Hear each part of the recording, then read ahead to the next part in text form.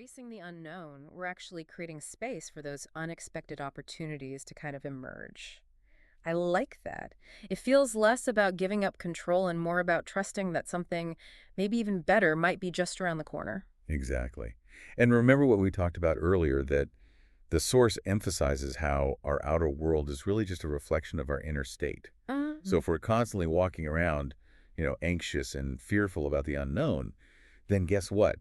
We're more likely to attract more of those kinds of experiences into our lives. Makes sense. But if we can cultivate a sense of trust, openness, and even excitement about the possibilities, well, that's aligning ourselves with a much more abundant frequency. This is making me think about all those times I missed out on really cool opportunities just because I was too afraid to take a risk or maybe just step outside of my comfort zone. It's something that we all face. Yeah. But the source really reminds us that we have the power to choose a different response. Fear is a natural human emotion. It's totally normal. But it doesn't have to dictate our actions. We can acknowledge the fear, feel it, and still choose to step forward, to trust in the process. It's like that saying, feel the fear and do it anyway. Uh-huh. Okay, I'm starting to see how all of these different concepts like internal abundance, gratitude, embracing the unknown, they're all kind of interconnected. Yeah, They're all pointing back to this idea of shifting our perspective, cultivating a more positive and trusting mindset. you got it. It's a holistic approach to manifesting, really. Yeah. It's recognizing that it's not just about those external achievements, those things that we acquire. Right. It's about aligning our thoughts, our feelings, and even our actions with that frequency of abundance. Yeah. And the source, I love this line, says, your world must change because you have changed. Oh, that is so good. That's such a powerful statement. It puts the responsibility, but also the power right back in our hands. But I guess it also begs the question, what does it really mean to actually become abundance? Hmm. I mean, we touched on this a little bit earlier, but I think I'd love to dive a little bit deeper into that. That's a great question. I think it goes beyond just, thinking positive thoughts or repeating those affirmations. Yeah. It's about really embodying the qualities of abundance. So gratitude, Mhm. appreciation, generosity, trust, openness, and then allowing those qualities to radiate outward into every aspect of our lives. So it's not just about talking the talk, it's about actually walking the walk. Like if I really want to attract abundance, I need to actually be the kind of person who embodies those qualities. That's a fantastic way to put it. It really highlights how important consistency and commitment are in this process.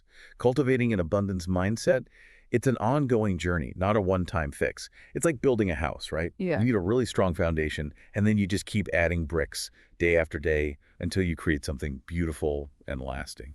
Okay, this is starting to click for me now, but this is so much deeper than just, manifesting a new car or a bigger paycheck. This is like a fundamental shift in our way of actually being in the world. You're absolutely right. It's a transformation that extends way beyond those material possessions. Right. It's about cultivating that deep sense of inner fulfillment, recognizing the abundance that already exists within us and in the world that surrounds us. Wow. This deep dive has been such a real eye-opener for me. I'm getting the sense that there's still so much more to uncover about becoming abundance. Oh, there is. And this source offers some really practical tools to help us along on that journey. Okay. But before we actually delve into those, I'm curious, what's resonating with you the most so far? Honestly, what's hitting me the hardest is how much of this abundance stuff isn't about, some mystical force out there, Right. but it's actually about making conscious choices. You know what I mean? Like, Yeah. we actually have the power to shift our perspective and choose gratitude over scarcity Absolutely. and even like rewire our brains for more positive thinking. Who Yeah. knew we had that much control, right? It is pretty empowering, isn't it? And that's really what this whole source is all about. Yeah. It's not just some theory.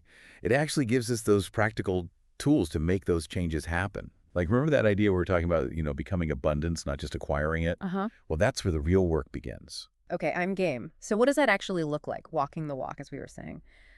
Give me some real world examples. So think of it as like an abundance audit, but for your whole life. Okay? Okay. The source suggests looking at every area: work, relationships, your finances, health, even your leisure time. Hmm. And ask yourself, are my actions driven by, fear and lack? Or are they coming from a place of generosity, trust, possibility. Okay. I see what you're saying. Like, if I'm always, like, stressed out about paying bills and hoarding every penny, Right. that's scarcity talking for sure. But Exactly. if I can, like, shift my approach to my finances with gratitude for what I do have Yeah. and really believe in my ability to create more, well, that's abundance in action, You right? nailed it. It's a subtle shift, but it's so powerful. Yeah. Instead of that, I can't afford that mentality. It becomes, okay, how can I create the resources to make this happen? Mm-hmm. You're not denying the reality of, having limited funds at the moment, Uh-huh. but you're shifting your energy from lack to possibility.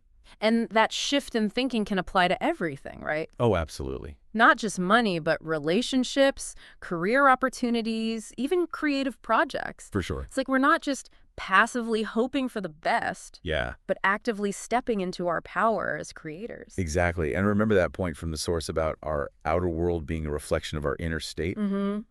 Well, if you're really cultivating those qualities of abundance, internally so, generosity, gratitude, trust, it's going to show up in your external experiences. Mm-hmm. It's like you become a magnet for the good stuff. This is mind-blowing. It's like we've been given this incredible power to shape our reality, We have. but we often don't even realize we're using it, Mm. let alone, like, using it effectively. It's so true. We spend so much time focusing on what we don't want, and we end up just reinforcing those scarcity patterns without even realizing it. Totally. But this source reminds us that we have a choice. Yeah.